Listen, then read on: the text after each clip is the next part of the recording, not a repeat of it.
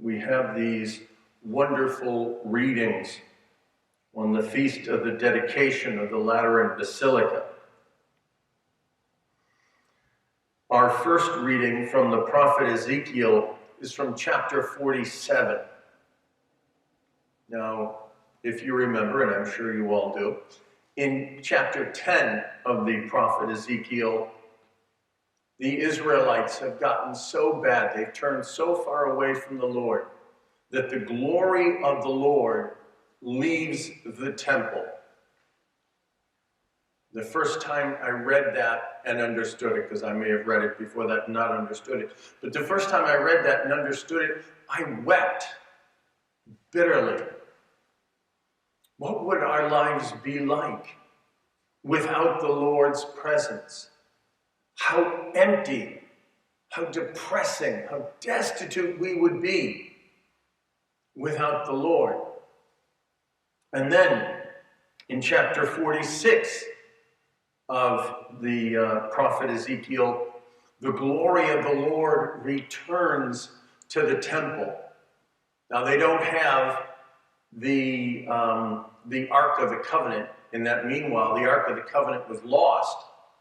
And so the seat of God's mercy, the propitiatory, the mercy seat, which was above the ark, it returns to the temple, but now the mercy seat is this rim around the altar. And from this mercy of God, from the glory of God, we have this beautiful image of this river that is flowing from the mercy seat out of the Holy of Holies and out of the temple and out into the world. The New Testament version of this or fulfillment of this is when Jesus is on the cross and the soldier pierces his side, and out from his side flows blood and water. That is the new river. The river of the Lord that gladdens the city of God. It is an image of the church. If you go to the book of Revelation, you have it again. And this statement that the river of the Lord, it's going to go into the sea and it's going to make the salt water fresh. The sea in Jewish imagery was the Gentiles. It was the rest of the world. And the sea, because it was so salty, would have been dead. And so the waters now from the church, because we are the temple of God as a church, we are the temple of God as individuals. This glory of the Lord, this mercy of the Lord is flowing out from the altar, out of the church, and into the world, and it brings about abundant life. And there are these rich trees, and people are going to live by the fresh fruit. They're going to be watered from the flow from the sanctuary, and their leaves will serve for medicine. The presence of God in our lives, flowing out into the world.